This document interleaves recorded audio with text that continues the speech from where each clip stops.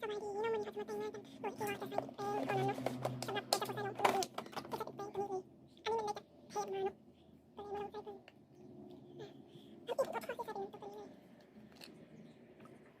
้มาลงใส่ตัวถ้าอีกก็ข้อที่ใส่เป็นตัวนี้เลย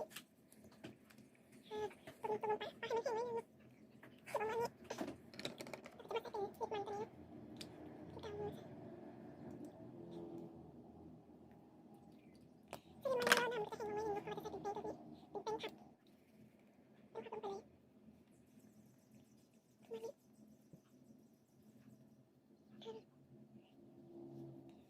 ่วงนี้ตัว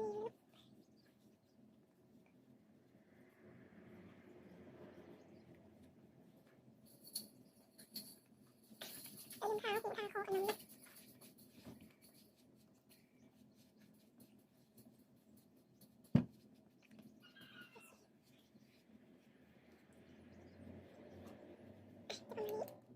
แล้วเขาจะมาแต่งตากันจะเตาใส่เตาเย็นใส่จนมุนเขาจะผัดสีขึ้นมันก่อนนะเขาจะได้สีอ่อนล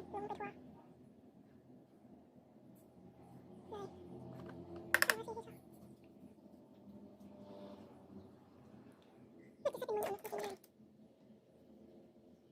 เอาสีที่ชอบมันจะใส่เป็นมืออันนี้คือเป็นไงแบบนี้ลงหัวตาอันนี้คือกันเนาะ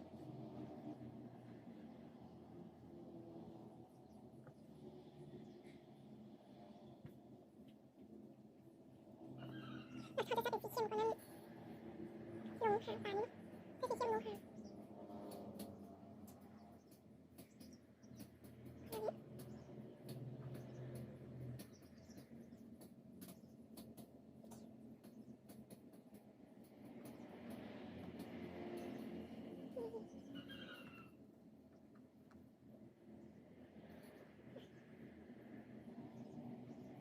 ประมาณนี้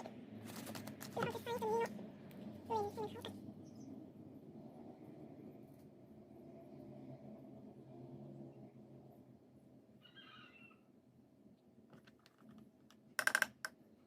ใส่ให้มันเข้ากันเยอะๆเลย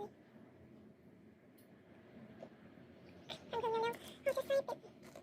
นี้จิ้มเอาสีทาหางตาไม่เน้นให้ว่าใส่แรงมากแบบนี้อันนี้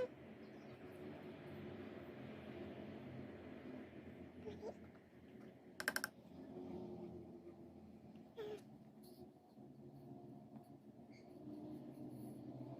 ถ้ามีเขาก็ได้แล้ววิธีเมื่อกี้จะมาใส่อันนี้เนาะจีบกรอบตาก่อน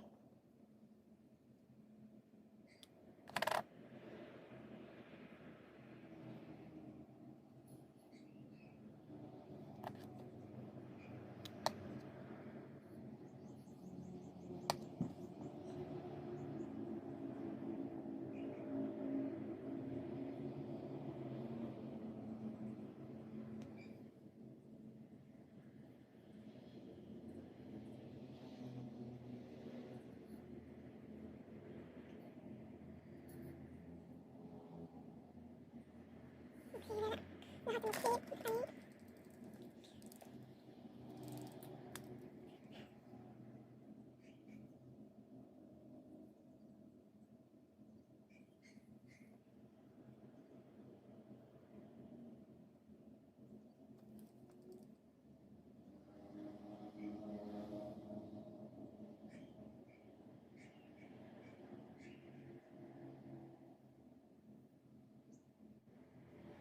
ประมาณนี้ถ้าเป็นตัวนี้นะคุณนี่นะตัดเป็น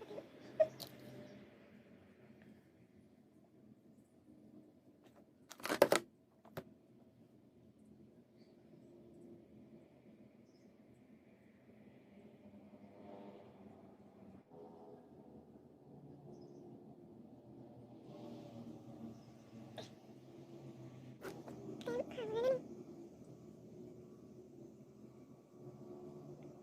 ประมาณนี้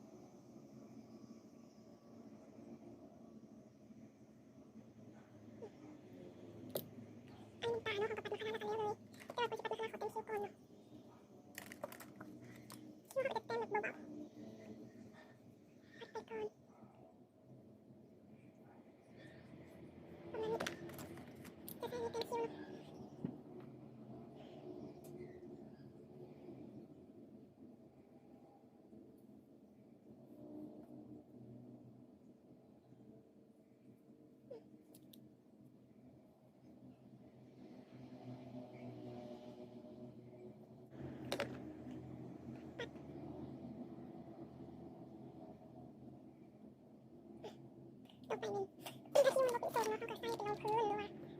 ใส่ไปลงพื้นตัวนี้ซึ่งนี่มันเก็บให้มันลงบางแล้วก็ปาตัวนี้ประมาณนี้แล้วต่อไปน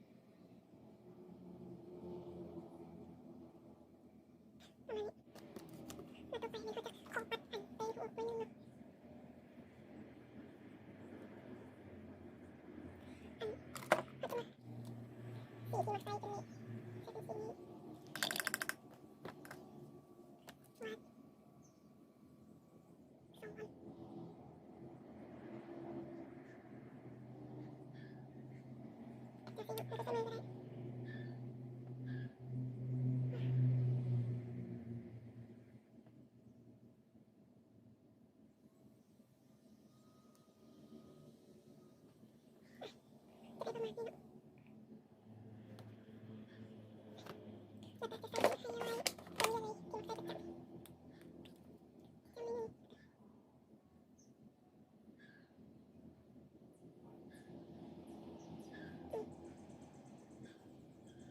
สีนี้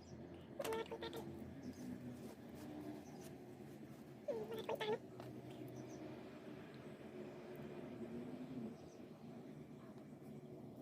จะสี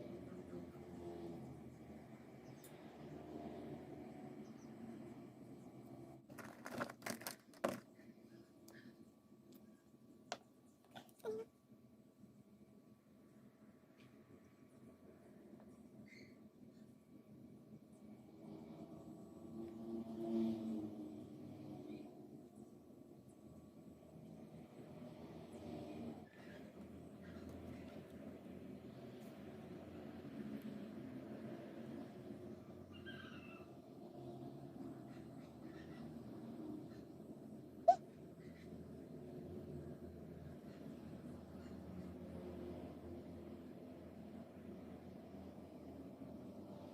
จะเ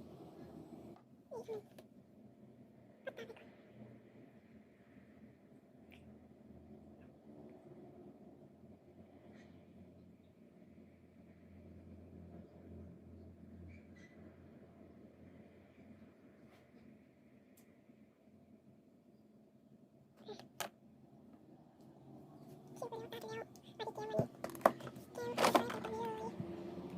อันนี้เนาะนี่คือปัดตาไปก่อนคิ้วไปแล้วตา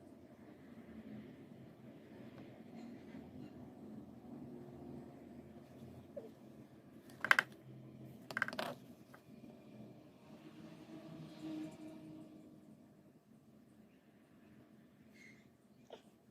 ลยใส่อันนี้แก้มเขาจะมาใส่ละแล้วก็มีติดป้ายตาเขาติดเขาจะใส่เป็นลิปอันนี้ก่อนเนาะใส่ลิปมันดูก่อนข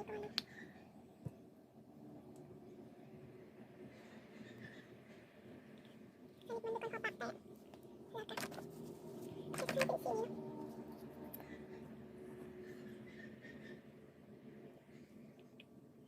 ้ก็แล้วกันเนาะ